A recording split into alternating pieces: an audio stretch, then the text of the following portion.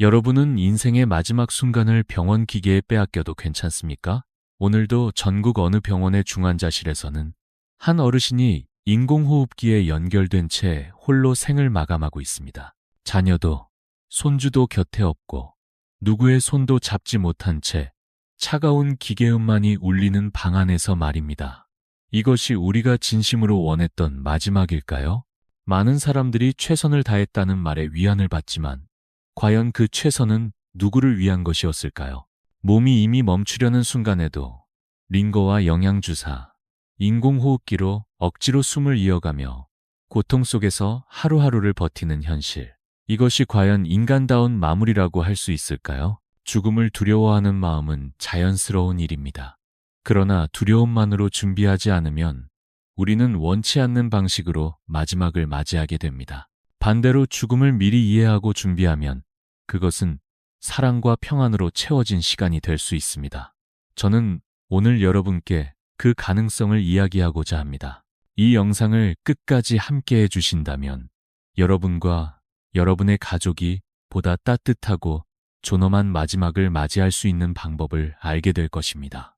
우리는 종종 병원에서의 치료가 마지막 순간까지 필요하다고 믿습니다. 하지만 그 믿음이 과연 옳은 걸까요? 병원이 제공하는 생명 연장 치료는 때로는 환자의 고통을 더 길게 만드는 도구가 될 수 있습니다. 김순자 할머니는 84살이었습니다.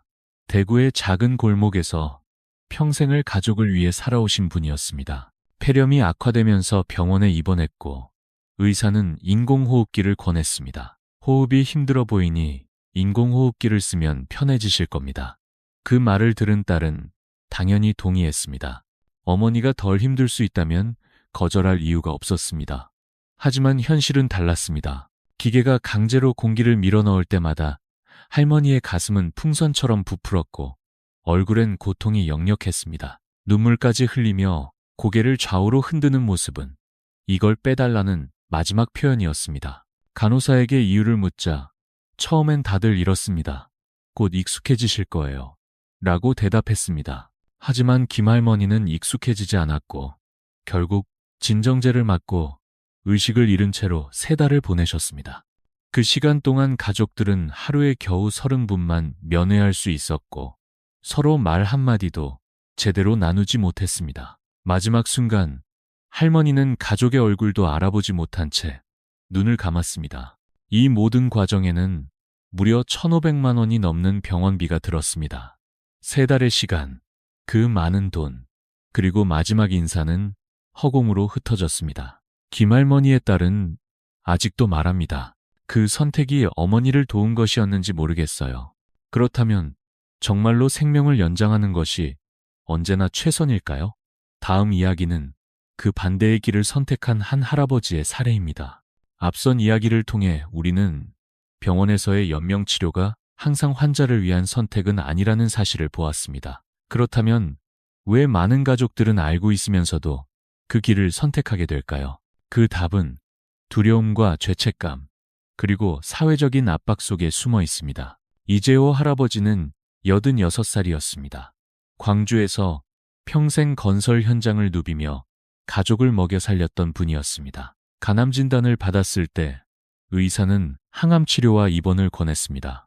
치료를 하면 시간을 더 벌 수 있을지도 모른다는 말이었습니다. 가족들은 흔들렸습니다. 혹시 치료를 거부하면 후회하지 않을까? 주변에서 무책임하다고 말하지 않을까 하는 걱정 때문이었습니다. 하지만 할아버지는 분명하게 말했습니다. 나는 이제 충분히 살았다. 더 아프게 살고 싶지 않다. 그 말에는 체념이 아니라 평온함이 담겨 있었습니다. 가족들은 긴 대화를 나눈 끝에 그의 선택을 존중하기로 했습니다. 병원이 아닌 집에서 마지막 시간을 보내기로 한 것입니다. 마지막 2달 동안 할아버지는 집에 머물렀습니다. 아침에는 창문을 열고 햇빛을 느꼈고 손주들과 함께 옛 이야기를 나누었습니다. 젊은 시절 힘들었던 현장 이야기, 가족을 위해 참고 버텼던 날들, 그리고 고맙다는 말까지 차분히 전했습니다. 좋아하던 국을 몇 숟갈씩 천천히 드시며 하루하루를 받아들였습니다. 몸은 점점 약해졌지만 표정은 오히려 부드러워졌습니다. 숨이 가빠지는 날도 있었지만 억지로 기계를 달지는 않았습니다. 가족들은 옆에 앉아 손을 잡아주었고 그 자체로 충분하다는 것을 느꼈습니다. 마지막 날, 할아버지는 의식이 또렷한 상태에서 조용히 눈을 감았습니다. 소란도 공포도 없었습니다. 장례를 마친 뒤 가족들은 말했습니다. 슬픔은 컸지만 후회는 없었다고. 병원에서 시간을 더 늘렸다면 이런 작별은 불가능했을 것이라고.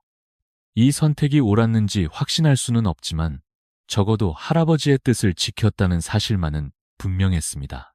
이제 우리는 한 가지 질문 앞에 서게 됩니다. 왜 이런 선택은 여전히 소수에게만 허락된 용기처럼 느껴질까요? 다음 이야기에서는 그 이유를 조금 더 깊이 들여다보려 합니다. 이재호 할아버지의 이야기는 우리에게 한 가지 중요한 가능성을 보여주었습니다. 고통 없이, 억지 없이 가족과 함께 마지막을 준비할 수 있다는 것. 하지만 현실에서 이런 선택은 여전히 쉽지 않습니다. 왜냐하면 대부분의 사람들은 그렇게 하면 안 될 것 같다는 보이지 않는 부담을 안고 있기 때문입니다. 그 부담은 어디에서 시작될까요? 아마도 마지막까지 할 수 있는 모든 걸 해야 한다는 사회적인 믿음일지도 모릅니다. 의사는 이 치료만 하면 좋아질 수 있어요 라고 말합니다. 가족은 혹시라도 치료를 거절했다가 나중에 후회할까 두렵습니다. 어르신 자신도 주변 눈치를 보게 됩니다. 그리고 결국 아무도 그 질문을 정면으로 하지 못합니다. 정말 이 치료가 필요한가요? 최미자 할머니는 강원도에서 태어나 평생 농사를 지으며 살아오신 분이었습니다. 80살 무렵 치매 증상이 시작되었습니다. 하지만 다행히 할머니는 건강할 때 스스로 가족들에게 말했습니다. 나중에 몸이 약해지면 병원에 데려가지 말고 집에서 조용히 보내줘. 처음엔 가족들도 반신반의했습니다. 하지만 시간이 지나며 그 말의 의미를 깨닫게 되었습니다. 할머니는 점차 바깥 외출을 힘들어하고 식사량도 줄어들었고 마지막에는 말수가 거의 없어졌습니다. 병원에서는 영양주사와 위관영양을 권했습니다. 하지만 가족은 그 제안을 거절했습니다. 대신 따뜻한 손을 잡고 예전 이야기를 들려주며 함께 시간을 보냈습니다. 의료적 개입을 최소화했지만 할머니는 고통스러워하지 않았습니다. 표정은 평화로웠고 눈을 감기 전 마지막으로 손녀의 손을 꼭 잡아주었습니다. 그런 장면을 본 손녀는 말했습니다. 할머니는 우리에게 마지막까지 살아있는 사랑을 보여주셨어요. 이처럼 억지로 치료를 연장하지 않고도 충분히 의미 있고 평온한 마지막이 가능하다는 사실은 우리 모두에게 중요한 질문을 던집니다. 그렇다면 왜 대부분의 사람들은 이 길을 선택하지 못할까요?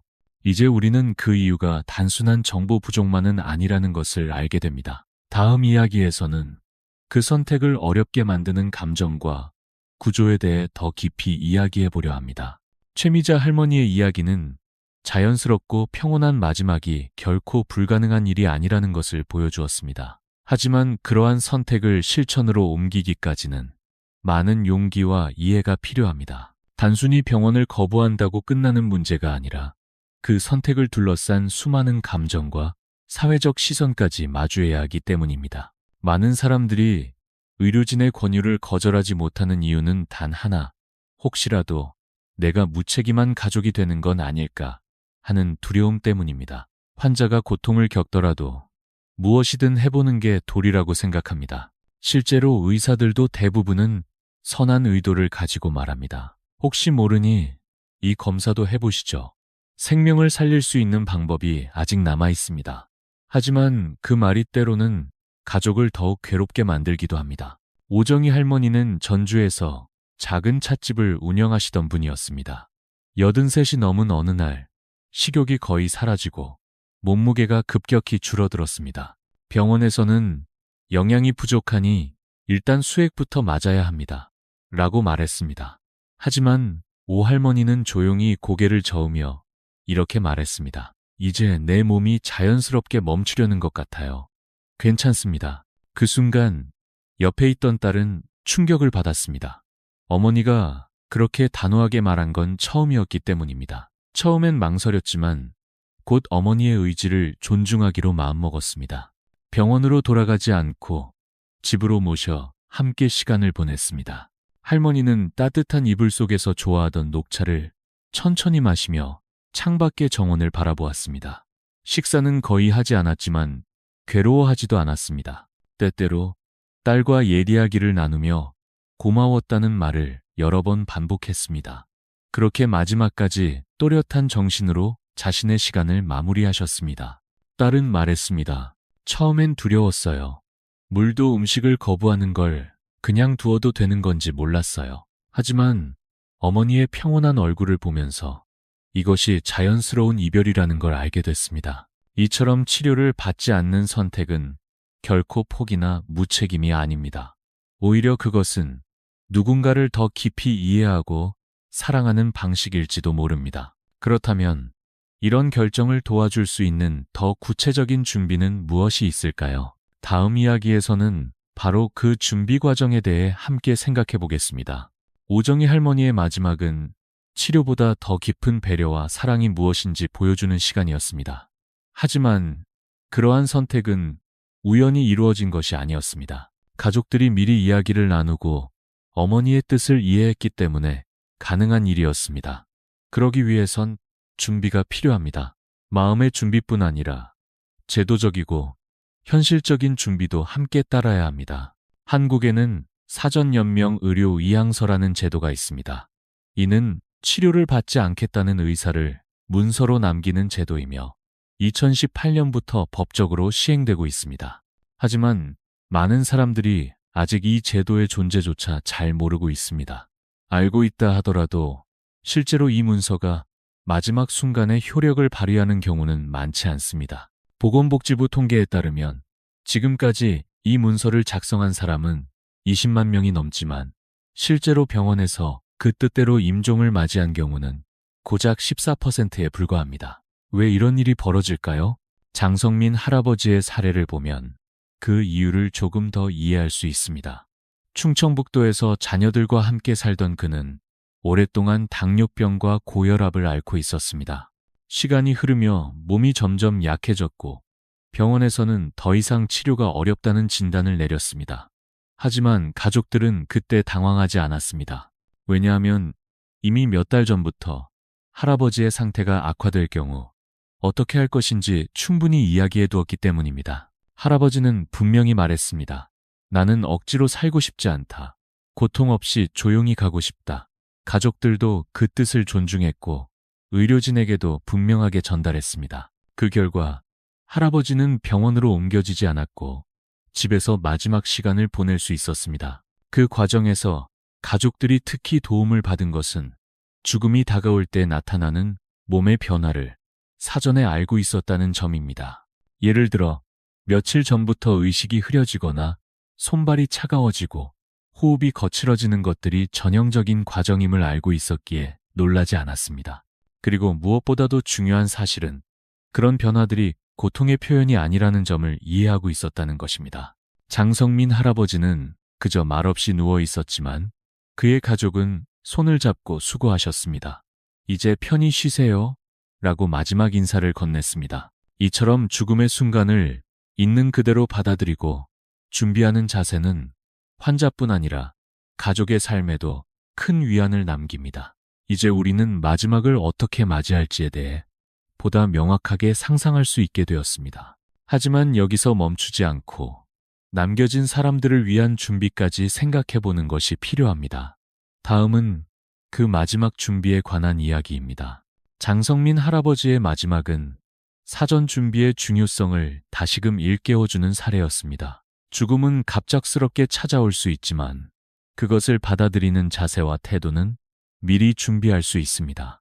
그리고 그 준비는 단지 나를 위한 것이 아니라 나를 떠나보내야 하는 사랑하는 이들을 위한 일이기도 합니다. 죽음을 준비한다는 말은 너무 무겁게 들릴 수도 있습니다. 하지만 준비가 없을 때 남겨진 가족들이 겪는 혼란은 결코 작지 않습니다. 재산 분쟁, 병원비 문제, 치료 결정의 책임 등은 죽음을 둘러싼 또 다른 고통이 될 수 있습니다. 그래서 우리는 보다 적극적으로 삶의 마무리를 생각해야 합니다.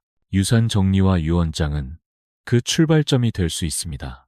많은 사람들이 나는 물려줄 게 없어라고 생각하지만 유언장은 단지 재산을 나누기 위한 문서만은 아닙니다. 내가 살아온 삶, 내가 자녀들에게 남기고 싶은 가치, 마지막 순간에 어떤 방식으로 기억되고 싶은지를 담을 수 있는 마지막 편지이기도 합니다.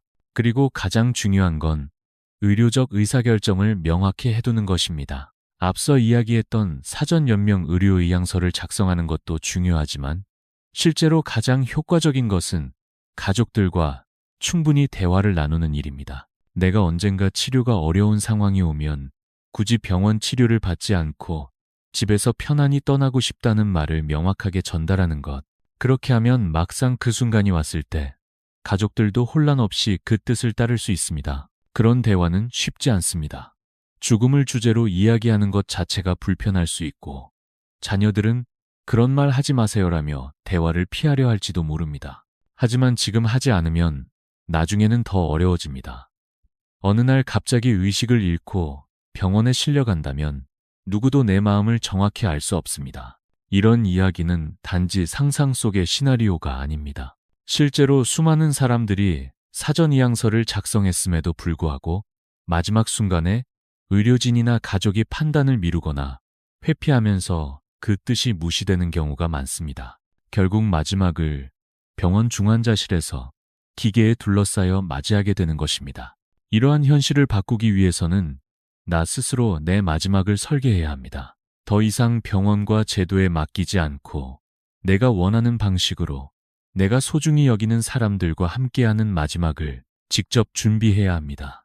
이제 우리는 묻고 싶어집니다. 당신은 어떤 마지막을 꿈꾸고 있습니까?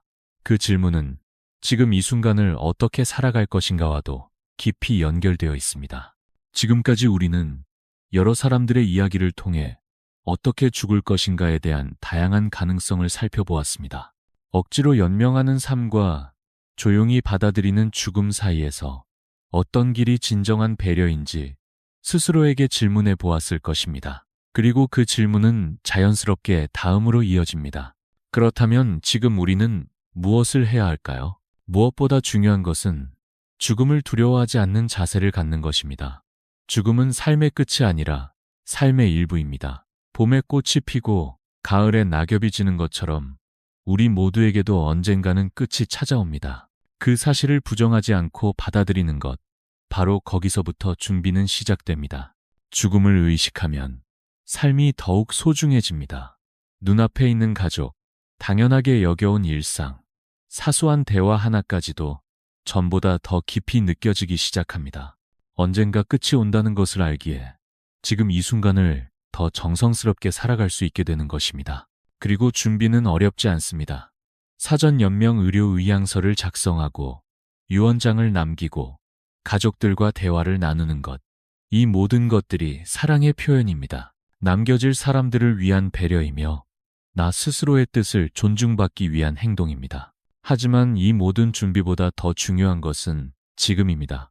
아직 시간이 있을 때, 아직 말할 수 있을 때, 아직 손을 잡을 수 있을 때, 바로 이 순간이 가장 소중한 준비의 시간입니다. 부디 오늘 이 이야기를 가족과 함께 나눠주세요. 이런 영상을 봤는데 우리도 한번 이야기해볼까? 라는 한마디가 새로운 대화의 시작이 될 수 있습니다. 삶의 끝을 이야기하는 것이 어색할 수도 있지만 그것은 결국 삶을 더 깊이 이해하려는 시도이기도 합니다. 죽음은 누구에게나 찾아옵니다. 하지만 그 죽음을 어떻게 맞이할지는 우리에게 선택권이 있습니다. 병원의 기계 소리 속에서 혼자 눈을 감을지, 사랑하는 가족의 손을 잡고 조용히 떠날지, 그 차이는 결국 오늘 내가 어떤 준비를 하느냐에 달려 있습니다. 부디 두려워하지 마세요. 오히려 지금 이 순간부터 준비를 시작하면 그 끝은 두려움이 아닌 평온으로 채워질 수 있습니다. 그리고 그 준비는 단지 나의 죽음을 위한 것이 아니라 나의 삶을 더욱 깊이 있게 만드는 과정이기도 합니다. 이제는 말할 수 있어야 합니다. 나는 이렇게 떠나고 싶다. 그리고 들어줄 사람이 있어야 합니다. 우리는 그 뜻을 지켜드릴게요. 좋은 삶에는 반드시 좋은 죽음이 함께해야 합니다. 그리고 좋은 죽음은 준비할 수 있습니다.